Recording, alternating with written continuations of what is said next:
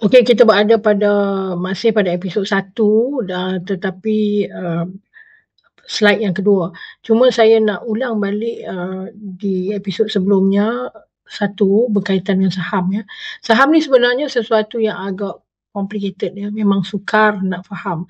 Tetapi, saham memang ada kaitan dengan kawalan dan, saham juga ada kaitan dengan pemilikan. Bermakna sesiapa yang pegang saham majoriti dia pemilikan dia terhadap syarikat tu adalah lebih besar daripada yang memegang saham minoriti.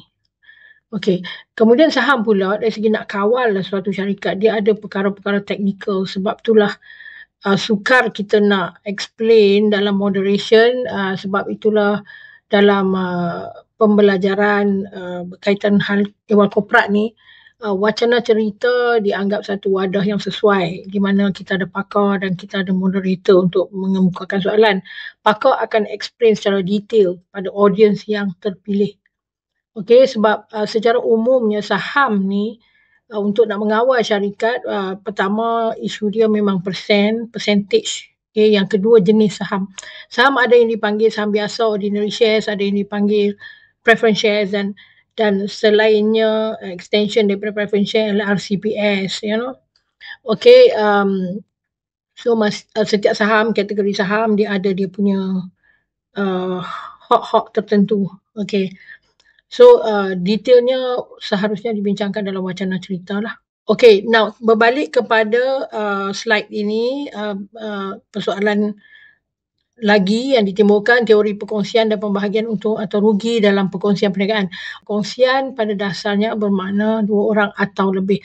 Now, apabila tuan-tuan nak mulakan perniagaan dan ada dua orang yang bersetuju untuk bergabung memulakan perniagaan, tuan-tuan ada pilihan sama ada kalau ada bajet lebih ataupun projek besar, mungkin tuan-tuan elok buat sendi berhad. Contohnya ada investor dan sekiannya buat sendi berhad dan peratusannya mengikut saham itulah yang dibincangkan sebelum ni. Option lain ni adalah tuan-tuan boleh daftarkan satu perkongsian biasa dengan peratus yang dipersetujui, ataupun satu lagi peraturan baru, tuan-tuan boleh daftarkan perkongsian liability terhad. Okey. Ataupun dipanggil PLT. Pembahagian untung atau rugi dan perkongsian basically bergantung kepada pilihan ni lah. Okey, apakah itu management account dan bila account begini? Management account ni sebenarnya account ni mengikut peraturan perniagaan kita di Malaysia. Account, kalau tak silap saya lah, peraturan lama, account hendaklah dicatat dan direkod dalam masa 30 hingga 60 hari kalau tak silap daripada transaksi berlaku. Tetapi amalan kebiasaannya orang perniagaan oleh kerana kesibukan dan lain-lain faktor, akaun tu kadang-kadang akan dibuat setahun sekali. Dokumen-dokumen, rekod-rekod akaun akan disimpan, dikumpul dan setahun sekali dihantar ke accountant untuk dibuat. Okey, kelebihan apa yang dipanggil management account ni ialah, management account ni kalau bagi mereka yang ada accountant, okey, ada accountant atau orang yang jaga account, management account ni boleh dikeluarkan yang pakai accounting system.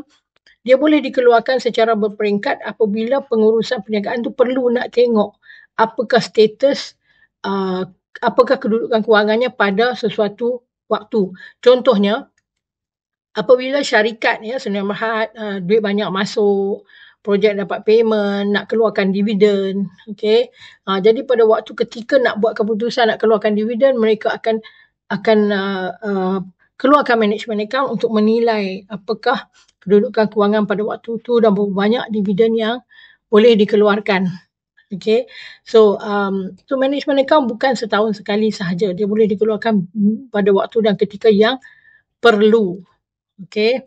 So basically management account tu ialah penyata kewangan dan juga ledger-ledger. Okay, seterusnya bagaimana pelabur mendapat 30% saham dengan melabur 100,000 sahaja dan syarikat ayah Alif. Okay, ini sebenarnya adalah cara Tajuddin melalui company dia Ztech. Cara dia kembangkan perniagaannya adalah cara mendatar, di mana dengan duit yang dana yang dia ada, dia invest dalam company-company kecil dengan satu skim yang mana dia akan pegang 30%.